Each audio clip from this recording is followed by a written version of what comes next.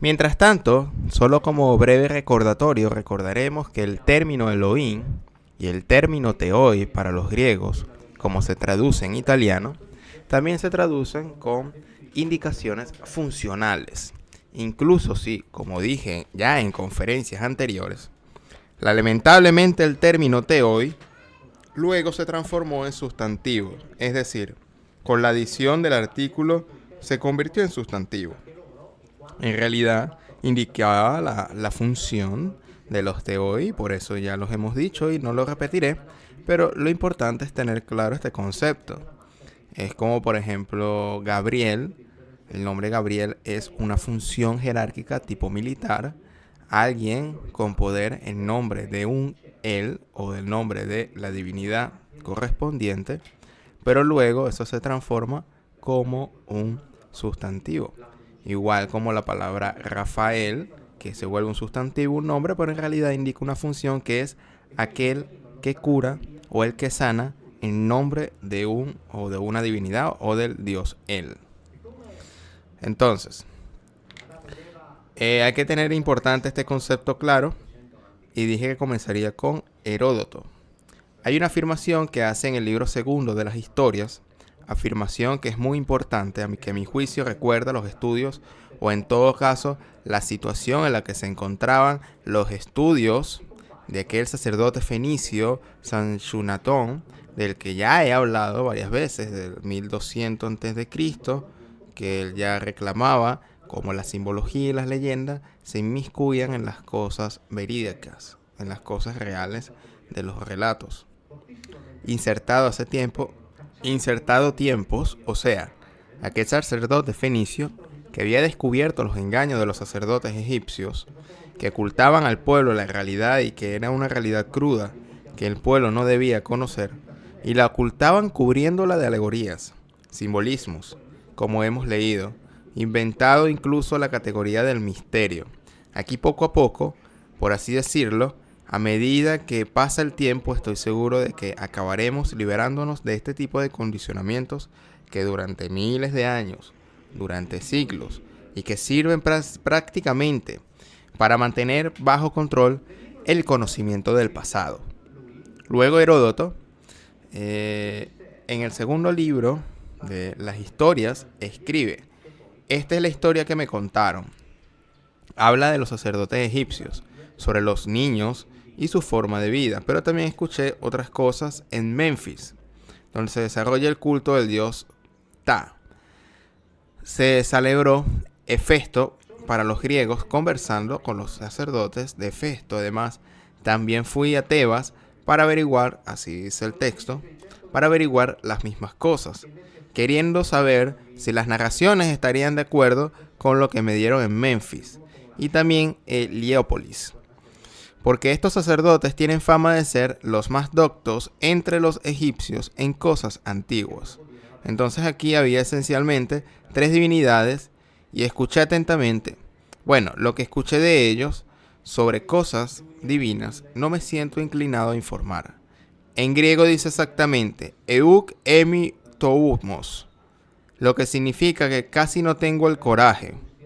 No tengo todo ese coraje para contarles. No me siento tan ardiente, tan necesitado, tan ansioso para contarles. Es decir, me dijeron cosas que prefiero guardármelas para mí.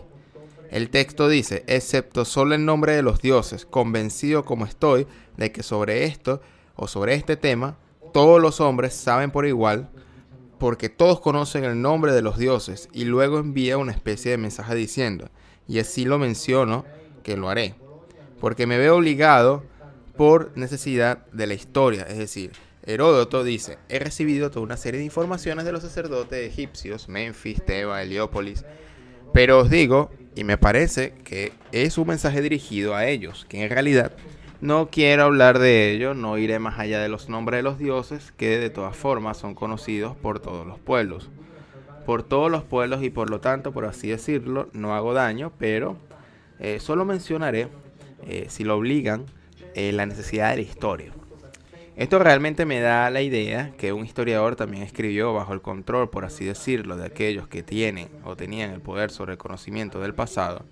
Por otro lado, basta recordar, por ejemplo, todos los grandes reseteos culturales que se han hecho a lo largo de la historia.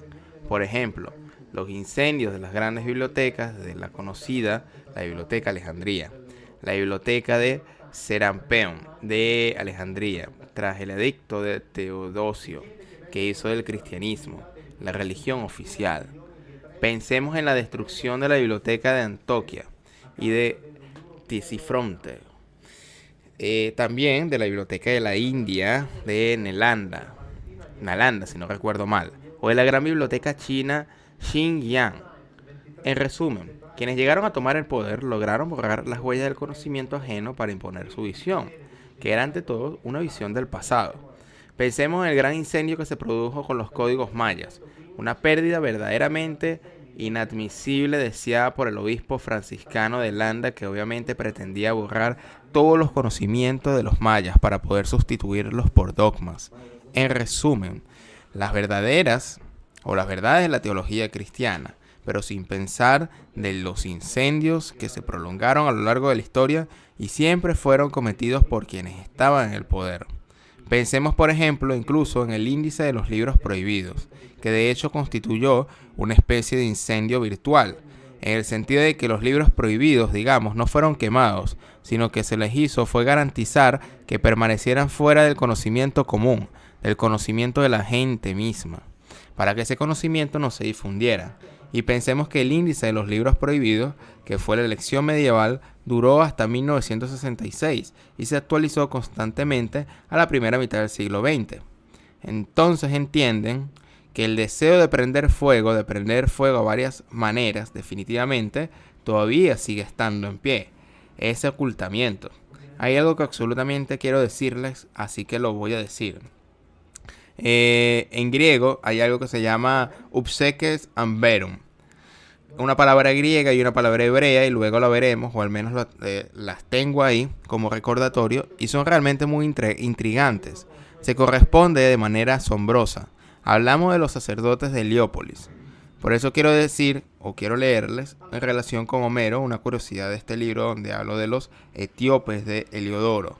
Heliodoro de Mesa es un personaje del que en verdad se sabe bastante poco. Parece haber pertenecido a una importante familia sacerdotal dedicada al culto de Helios. Por tanto, Heliópolis, en Egipto, Emesa, esta fue en una situación, digamos, bastante particular en la zona de Siria. Su propio nombre, Heliodoro, significa regalo de Helios, es decir, regalo del sol, y por lo tanto digamos que sabemos poco sobre ello, y por lo tanto hagamos como de cuenta que eso pasó. Pero por otro lado es el método siempre utilizado y que, repito, en toda la Biblia sí hacemos de cuenta, incluidos los evangelios, es decir, si con razón expresamos dudas sobre Heliodoro, debemos expresar dudas aún mayores sobre los autores de los llamados textos sagrados. De algunos no sabemos nada en absolutos. Otros están citados, Isaías, Ezequiel, pero no sabemos cuántos de sus libros se escribieron. De los evangelios sabemos que desconocemos a los autores. Son muchos los autores sobre Jesús que incluso han intentado demostrar su inexistencia con documentación histórica. Sabemos que el jesuita rector dijo que nunca sabremos lo que realmente dijo Jesús porque en su época no había registradores. Y por lo tanto, aunque tengamos algunas dudas sobre Heliodoro, estamos en perfecta buena compañía y podemos avanzar con absoluta tranquilidad, sin ningún complejo de inferioridad, porque el desconocimiento está ahí tal como está. Entonces, ¿qué dice Heliodoro sobre Homero? Dice: su supuesto padre era sacerdote, pero en realidad era hijo de Hermes, cuyo padre putativo era sacerdote. De hecho, mientras un día su esposa estaba celebrando una fiesta tradicional y dormía en el templo, el dios se unió a ella y engendró a Homero, quien llevaba un signo de esta unión promiscua. Desde su nacimiento tuvo un muslo cubierto de pelos muy largos, de ahí el nombre que le dieron en Grecia, Homeros, que significa el muslo. Nunca reveló su nombre y nunca mencionó ni su ciudad ni su linaje. Aquí dice que era originario de Tebas, por tanto, una de esas ciudades visitadas por Heródoto. Entonces, ¿qué es lo interesante? Que el contexto de la cuestión homérica, quienes han hecho estudios clásicos lo saben muy bien, para lo cual hay que establecer si fuera Homero el personaje que realmente existió o si Homero es un personaje ficticio en el que se han plasmado toda una serie de historias, reunidos oralmente y luego reunidos en los dos poemas de la Ilíada y la Odisea. Debo decir que habiendo estudiado la cuestión homérica, nadie me ha explicado nunca esto, pero aquí Heliodoro dice algo muy particular que en otras cosas, en lo que a mí respecta, corresponde a toda una serie de otras situaciones resultantemente interesantes, de intersecciones entre sí, por así decirlo, divinidades y humanos. Y esto es muy interesante.